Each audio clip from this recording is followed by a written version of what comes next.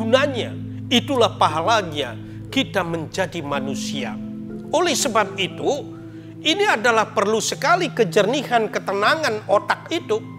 Mengapa saya katakan demikian? Tidak sedikit orang-orang yang bermasalah, tidak sedikit orang-orang misalnya katakan satu lilit utang karena rasa malu dan sebagainya, sehingga mengambil jalan pintas. Ada yang bunuh diri, meracun diri, gantung diri. Ingat, di dalam para sastra 60 tahun rohnya dicampakkan di alam neraka yang bercampur darah dengan nanah. Jangan sampai kita ingin mengakhiri permasalahan lalu kita menemukan hal yang lebih parah dan menyakitkan. Maka daripada itu kita perlu pemikiran-pemikiran yang jernih. Yang kedua, secara tidak kasat mata, api kemarahan yang ada dalam diri kita, waktu kita menjalankan catur berata penyepian itu, jangan sekali terpancing kita dengan emosi sehingga timbul marah. Karena kalau sampai kita marah hari yang penuh berkah, hari yang penuh anugerah itu adalah adalah kegagalan. Yang kedua adalah dosa. Saya katakan kegagalan, saya kutip dari Adiaya 2 Sloka 63. Krodat bawati samohat semerti wibrama, semerti bransat budinaso, budinasat pranasyate. Dari amarah timbul kebingungan, hilangnya ingatan, hancurnya nalar membawa pada kemusnahan. Musnah di sini bukan mati saja, tetapi gagal pun itu tergolong musnah. Nah, di samping itu yang lebih mengerikan adalah merupakan dosa besar. Hal ini kita dapat lihat Adiaya 3 Sloka 37. Kama esa kroda esa rajoguna sambawah maha sano maha papma widi inam iha wairinam. Nafsu amarah itu merusak. Nafsu amarah itu dosa. Keduanya itu terdapat di bumi ini. Itulah sebabnya pemirsa Bali TV yang budiman, jangan sampai kita menginginkan satu kebahagiaan, tapi yang kita temukan adalah penderitaan. Jangan sampai kita menginginkan sorga, tapi yang kita jumpai adalah neraka. Ini adalah bertentangan dengan kodrat kita sebagai manusia yang diberikan ketauakalan, pemikiran, otak atau jenana ini. Itu adalah secara kasat mata. Begitu juga nafsu bejat itu jangan sampai terjadi. Karena pada saat itu api nafsu terutama seksual di hari suci yang penuh suci, yang penuh anugerah ini, yang penuh sakral ini, itu jangan dikotori dengan nafsu seksual. Maka daripada itu, dengan kita istri sendiri, suami sendiri pun pada saat itu dipantangkan, apalagi orang yang bukan kita kenal. Ini adalah berbahaya. Itulah sebabnya api semacam ini karena mengantarkan kita ke jurang penderitaan kesedihan. Itulah yang terdapat di dalam Adiaya misalnya 16 Sloka 21. Triwidam nerakas yedam duaram atmanam amanah kama kroda tata lobasna tasmat trayam tiajati. Itu artinya 3 pintu gerbang menuju neraka, 3 pintu kehancuran pada diri sendiri, yaitu kama, kroda, dan juga loba. Ketiga hal ini harus ditinggalkan kalau kita ingin hidup bahagia. Pemirsa Bali TV yang budiman, jadi kita betul-betul selama 24 jam itu kita melakukan upawasa. Yang kedua dari catur berata penyepian itu, kita tidak boleh melakukan kerja fisik. Apapun yang terjadi. Kalau di luar daripada catur berata penyepian itu, Weda itu mengajarkan memang kita harus kreatif, kita harus inovatif, kita harus teladan, kita harus disiplin, kita harus bertanggung jawab. Maka daripada itu tidak ada kemalasan pada diri kita di luar daripada catur berata penyepian. Itulah sebabnya di dalam Adiaya 2 Sloka 47, karmane ewadi karaste mapalasu kadacana makarma palahiturbur mate sangustik akarmane. Laksanakan kewajibanmu sesuai dengan yang ditentukan, bukan hasil yang kau pikirkan, dan tidak semata-mata pahala menjadi motifmu.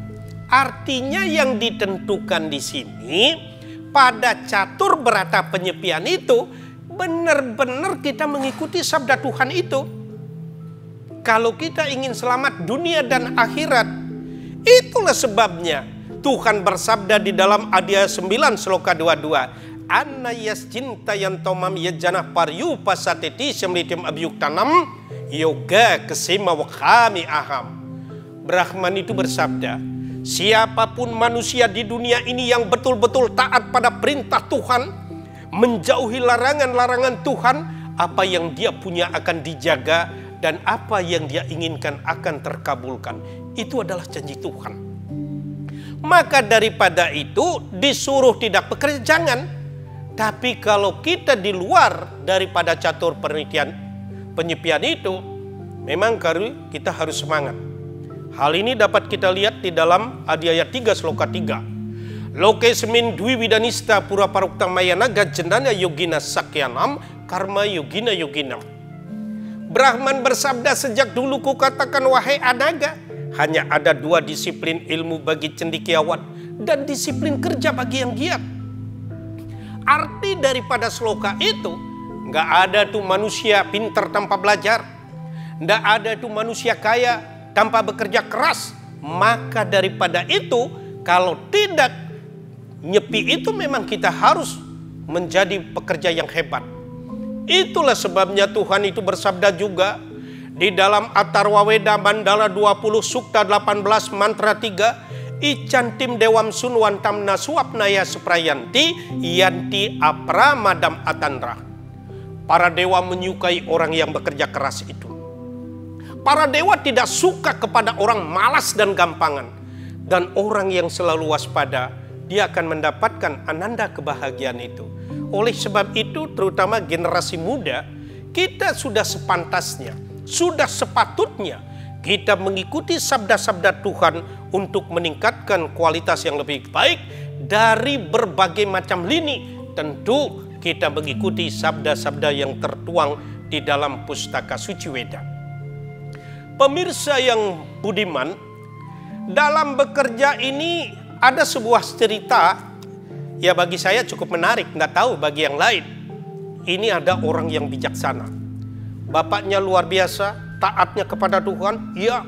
Kerjanya luar biasa, ya. Sehingga dia menjadi orang yang sukses di dalam ligai bahtera kehidupan. Suatu ketika dia melihat anaknya sudah menginjak dewasa. Dia kebetulan punya laki-laki 2, dia kumpulkan anaknya. Wahai anak-anakku yang tersayang, ini kontrak hidupmu mungkin tidak terlalu lama. Aku membagikan warisan seadanya.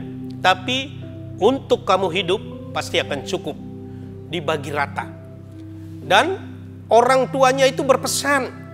Dia bilang begini, anakku, kalau ada orang minjam uang, jangan kau minta.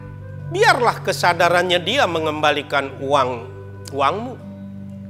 Kalau ada bapak memohon kepadamu, kalau bisa jangan sampai kena sengatan matahari. Baik, kedua anak ini menerima dengan baik. Setelah beberapa tahun atau bahkan mencapai puluhan tahun, orang tuanya kembali ke tempat itu. Dia melihat anaknya si A itu luar biasa hebatnya. Rumahnya mewah, rumahnya bertingkat, mobilnya mengkilat, uangnya berlipat-lipat. Dan dia juga berkeluarga dengan istrinya yang cantik memikat itu. Penuh keharmonisan, penuh kebahagiaan, penuh kedamaian. Orang tuanya lagi melihat yang satu. Yang satu itu tidak ada peningkatan secara finansial. Walaupun keduanya itu secara rohani luar biasa hebatnya. Tanah yang diberikan itu sudah habis. Rumahnya juga sudah tergadaikan. Akhirnya dia kumpulkan kedua anaknya, dia ajak makan bersama. Di sana orang tua berbicara, coba memang kita hidup ini mensyukuri apapun yang terjadi, karena itu adalah kehendak Tuhan. Adiaya 12:19 tulia ninda statir matir samtus tokenacit adiketa statir matir bakti nemi prionara. Kita puas dalam hidup ini, mensyukuri sekecil apapun rezeki yang diberikan oleh Tuhan, teguh dalam pandangan, selalu mewujudkan serada bakti kita. Ini Bapak bangga kepada kamu berdua. Tidak pernah berubah, peningkatanmu terhadap Tuhan luar biasa. Tapi Bapak tanya sekarang, kenapa kamu secara finansial ini begitu melambung tinggi dan hebat? Dan juga kenapa kamu ini ekonomimu kok bisa murad-marid? Bapak ingin alasannya. Yang kebetulan mujur ini dia berkata, Bapak, Ibu, Bapak sebelum berpesan, pergi meninggalkan saya berpesan. Saya jangan sampai disengat matahari. Saya menyikapi hal ini adalah saya sebelum matahari terbit. Saya sembahyang dan saya sudah ke kebun. Saya mengolah tanah itu, memberikan pupuk, memberantas hama, pengairan, mengolah tanah sehingga hasilnya berlimpah, Pak. Dan hasilnya yang berlimpah itu saya jual sehingga mendapatkan keuntungan-keuntungan yang sangat besar. Dan saya ingat pesan Bapak supaya tidak kena sengatan matahari. Setelah matahari terbenam itu baru saya pulang dari kebun, Pak. Kewajiban saya seperti itu. Dan hasil yang saya dapatkan itu, Pak, semua saya tabung. Karena Bapak berpesan kalau ada minjem uang jangan dikasih, jangan disuruh narik. Saya khawatir di zaman sekarang tidak ada mengembalikan uang itu, Pak. Semua saya tabung. Sehingga tabungan ini, itu saya dapat hadiah mobil, sepeda motor, di samping bunganya. Dan ini adalah anugerah yang patut saya syukuri, sehingga saya melaksanakan kewajiban saya sesuai dengan perintah orang tua saya.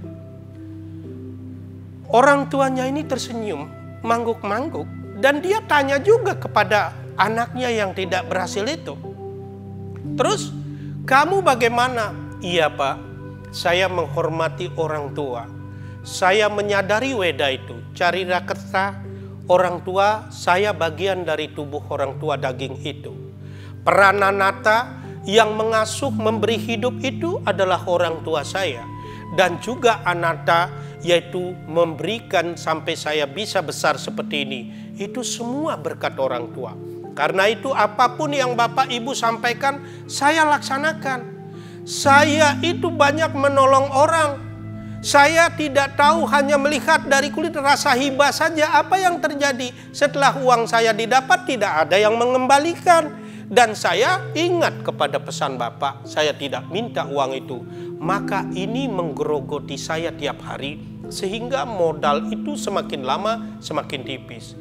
Yang kedua, Bapak menyarankan jangan sampai saya kena sengatan matahari. Uang deposito yang Bapak berikan itu saya ambil, saya berikan mobil yang ber-AC supaya saya tidak kena sengat matahari. Ternyata karena saya tidak takut keluar karena ada sinar matahari, Pak, tidak ada pemasukan sama sekali, maka daripada itu habis dia terkikis seperti yang Bapak lihat itu. Maafkan saya, Pak. Orang tuanya tersenyum. Nah, ini pun berkaitan dengan amati karya tidak bekerja pada saat catur berata penyepian itu kita cerdas menggunakan WWK, menggunakan kemampuan kita.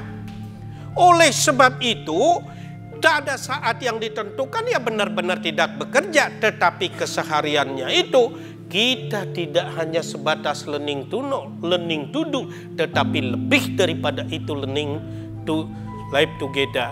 Learning to be, kita menjadi orang profesional.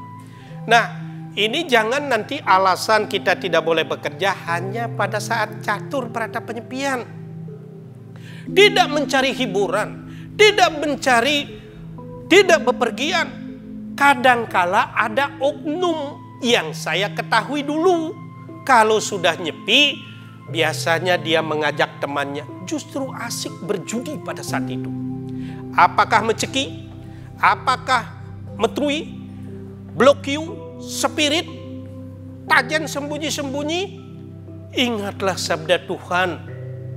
Di dalam pustaka suci Weda, di dalam Ragweda 10 Mandala, Sukta 34 mantra 12 itu ditegaskan.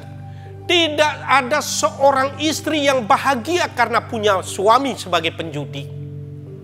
Tidak ada seorang anak bahagia punya orang tua penjudi. Selama anak itu masih melakukan perjudian, walaupun ibu kandungnya tidak menyampaikan, walaupun dia masih ada di kayangan alam yang berbeda, itu tetap hati seorang ibu dirundung penderitaan akibat judi yang dilakukan oleh anaknya. Pemirsa Bali TV yang budiman, kita mungkin cukup sudah memberikan kesengsaraan kepada orang tua kita, terutama ibu kita. Maka kita harus berani meninggalkan segala permainan judi itu, karena ibu kita tidak pernah akan menikmati kebahagiaan baik di dunia maupun di akhirat. Itulah sebabnya jangan dimanfaatkan untuk judi. Jangan dimanfaatkan untuk hal-hal yang tidak berguna. Lalu ada orang berkata, saya pernah juga itu ditanya, kalau tidak berpergian, kalau tidak mencari hiburan, kalau tidak bekerja, apalagi puasa, apa yang harus dilakukan wahai Pinandita Murba? Di situ saya hanya menyampaikan sabda Tuhan. Sebaiknya di dalam hari yang penuh berkah anugerah itu, kita melakukan dhyana. Di dalam sabdanya terungkap dalam Adiaya 3 Sloka 30, Mayi sarwani karmani sanias adiatma citasa nirasir nirmamo butwa yuda swawigata cuara. Wahai umat manusia, duduklah, pusatkan pikiranmu padaku. Ku yang dimaksud itu adalah Tuhan.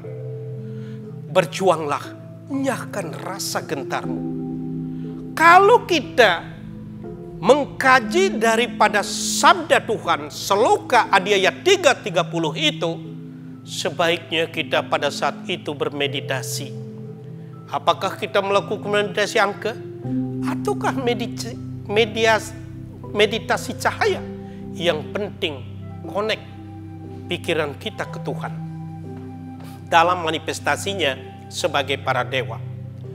Kalau saya sudah capek misalnya melakukan kita itu meditasi, Anda pada saat itu mungkin memiliki tasbih atau japa malas seperti ini.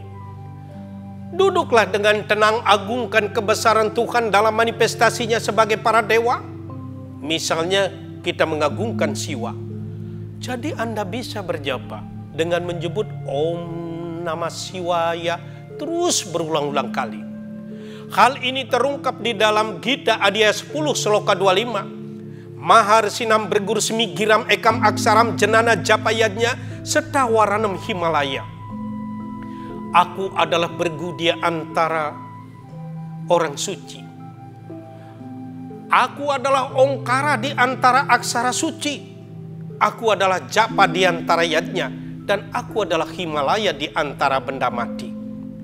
Oleh sebab itu kita bisa dengan hanya bermodal mengucapkan Om Namah Shivaya misalnya pada hari suci, yaitu nyepi itu, pahala luar biasa yang kita dapatkan itu. Bagaimana saya tidak bisa menyebutkan saya hanya hafal Trisandia? Itu luar biasa kita melantungkan Gayatri Mantram bait pertama itu. Om Burbuah Swahtat Sawitur Warenim Bargo Dewasya Dimahi Dioyona Pracodayat. Itu di dalam Ragweda Mandala 3 Sukta 62 mantra 10 yang dikatakan bapak ibunya mantra itu. Siapa yang mampu mengembandangkan itu apalagi sampai mencapai 10.000 itu dijamin masuk moksa. Begitu dahsyatnya. Begitu hebatnya. Maka daripada itu, apa yang harus kita lakukan tidak ada lain mendekatkan diri kepada Brahman. Sebab tatkala kita melakukan pendekatan kepada Brahman dalam manifestasinya sebagai para dewa, disitulah Brahman bersabda, Pariternaya sadunam winasaya jaduskritam dharma sampanartanaya sambawami yuge yuge. Tuhan melindungi orang-orang suci, orang baik. Tuhan menghancurkan bentuk kejahatan. Itulah sebabnya aku lahir ke dunia dari zaman ke zaman untuk menegakkan ajaran Dharma. Itulah Dharma itu adalah sumber kebahagiaan. Itulah Dharma itu adalah pelindung ilmu pengetahuan. Itulah Dharma itu dapat melebur dosa di ketiga dunia. Maka daripada itu, pemirsa Bali TV dimanapun berada, ini hari yang penuh berkah yang kita nanti-nantikan itu. Sesibuk apapun kita, sesulit apapun kita, laksanakan kewajiban kita itu. Karena Brahman bersabda di dalam Adhyaya 17 Sloka 11, Afalan kasibiriyadnya wididrstoya ijayate yasta ewam eweti mana sama daya sasatwika. Apabila kita melakukan upakara, kita pandang itu sebagai tugas dan kewajiban, itulah yang disebut dengan satwik. Andai kata kita tidak bisa melakukan itu penuh dengan permohonan-permohonan, itu dibenarkan oleh Weda. Karena itu Anda berdoa, Anda memuja, itu adalah penuh berkah. Karena itu berhak kita melakukan permohonan yang tidak dibenarkan sesuai dengan sastra itu. Widihinam astran mantra hinam adaksinam tamas paricak sate. Apabila kita melakukan upacara upakara, apabila kita melakukan ritual, apabila kita melakukan pemujaan bertentangan dengan sastra, bertentangan dengan Weda, itulah yang tidak dibenarkan. Misalnya, tidak sedikit sekarang generasi muda ada menyitir dari bagian sempalan dari Atharwaveda di sana berbicara tentang magis. Dia misalnya mempelajari tentang puistrian. Sudah punya istri, lagi dia melirik istri orang, apakah dengan merokok saja, apakah dengan mengambil dari organ tubuh misalnya rambutnya saja, diberi ucapan, diberi mantra, itu ilmu berupa sihir, sehingga dia itu datang dan menimbulkan penderitaan kepada orang yang sudah menjalin hubungan misalnya berumah tangga itu. Itu model kayak itu tidak dibenarkan. Atau kita menyimpang dari perbuatan dharma. Itu pas hari nyepi misalnya melihat orang sepi, tetangga sepi, lalu kita mengambil hak orang, kita mencuri. Ingat Brahman bersabda di dalam Sarasamusaya 88, Abidialoh para swesuneha namun tranandati tasmad santiaja dapit sata suka. Orang yang menginginkan milik orang lain, apalagi ada unsur kebencian, kedengkian di dalam diri kita, maka orang semacam itu tidak bahagia dunia dan akhirat. Itu adalah pasti hukum Tuhan. Misalnya saja, jangankan misalnya perbuatan yang bertentangan dharma, katakan itu misalnya merampok, katakan itu misalnya korupsi. Ingat Brahman bersabda di dalam Adhyaya 2 Sarasamusaya 267, Jatasyahi kulemukye parawit situ lobasca prajna mahati hatasriyam.